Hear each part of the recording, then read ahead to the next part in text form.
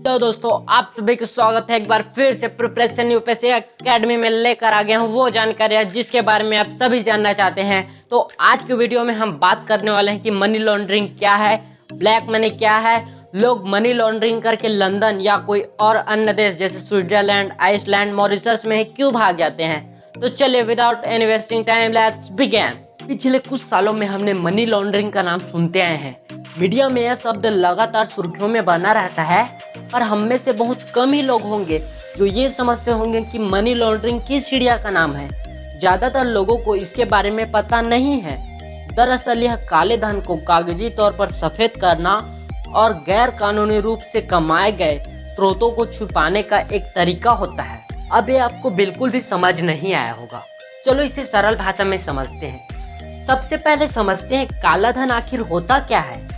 काले धन मतलब काले रंग का पैसा नहीं होता, यह सामान्य ही पैसा होता है। जिस पैसे पर आपने टैक्स नहीं दिया है उसे हम ब्लैक मनी कहते हैं। जनरली भारत में 5 लाख के ऊपर ही टैक्स देने होते हैं। अब इसे मैं एक उदाहरण के द्वारा समझाने की कोशिश करूंगा। अगर आप 5 लाख से कम कमाते हैं तो आपको टैक्स नहीं देने होते हैं। जैसे मानकर चलिए इनकम टैक्स और जीएसटी टैक्स, मेनली 2 तरह के टैक्स लगते हैं। इनकम टैक्स जो कि 5 लाख के ऊपर लगता है और जीएसटी टैक्स वह 20 लाख के ऊपर ही लगाया जाता है।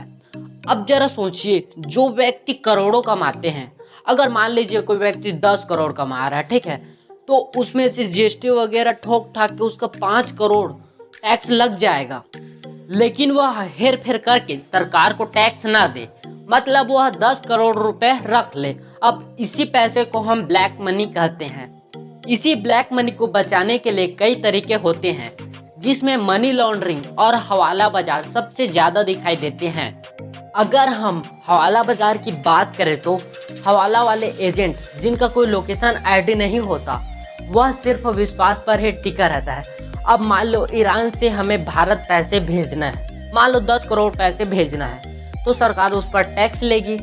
लेकिन अगर एजेंट के थ्रू हम भारत में पैसे भेजते हैं तो उस पर टैक्स नहीं लगेगा और उसी पैसे को हम हवाला बाजार कहते हैं। याद रखिए, ये पैसा ईरान देश में ही रहता है, भारत के किसी व्यक्ति द्वारा उसे पैसे दिए जाते हैं। तो आप समझ ही गए होंगे।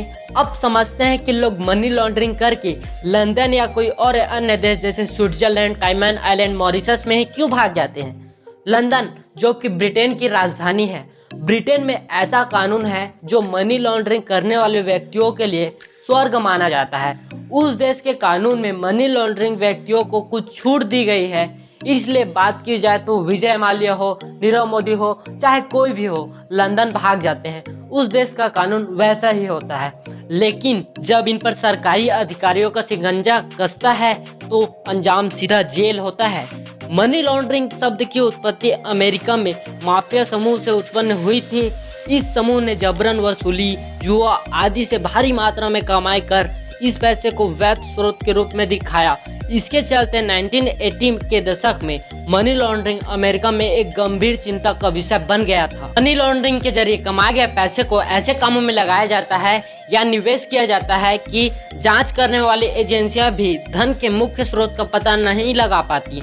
इसमें शामिल धन को नशीली दवाओं, सौदेबाजी, भ्रष्टाचार, फर्जी कंपनी या अन्य प्रकार की धोखाधड़ी समेत अनेक प्रकार की आपराधिक गतिविधियों में लगाकर फिर उनके जरिए पुनः प्राप्त किया जाता है। मनी लॉन्ड्रिंग में अवैध तरीके से कमाए गए काले धन सफेद होकर फिर अपने असली मालिक के पास वैध मुद्रा के रूप में वापस आ जाता है।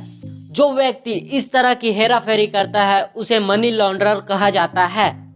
आपको समझाते हैं कि मनी लॉन्ड्रिंग करने के कई अन्य तरीके हैं। इनमें सबसे अहम है फर्जी कंपनी बनाना, जिसे सेल कंपनी भी कहा जाता है। सेल कंपनी एक वास्तविक कंपनी की तरह ही होती है, लेकिन हकीकत में इसमें कोई संपत्ति या पैसा नहीं लगा होता और न ही वास्तविक रूप में कोई काम होता है।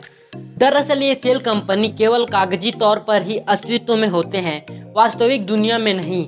हालांकि अवैध पैसों का लेन देन करने वाला व्यक्ति इन कंपनियों के बैलेंस शीट में बड़े बड़े लेन देन दिखाता है, कंपनी के नाम पर लोन लेता है, सरकारों से टैक्स छूट हासिल करता है, इन सभी फर्जी तरीकों से काला धन जमा कर लेता है। हालांकि भारत सरकार ने मनी लॉन्ड्रिंग को रोकने के लिए कई सारे नियम कानून बनाए हैं, जैसे PML, FATF, जिसमें पाकिस्तान को ग्रे लिस्ट में डाल दिया गया है। उम्मीद करता हूँ यह वीडियो आपको समझ आ गया होगा। मिलते हैं नेक्स्ट वीडियो में।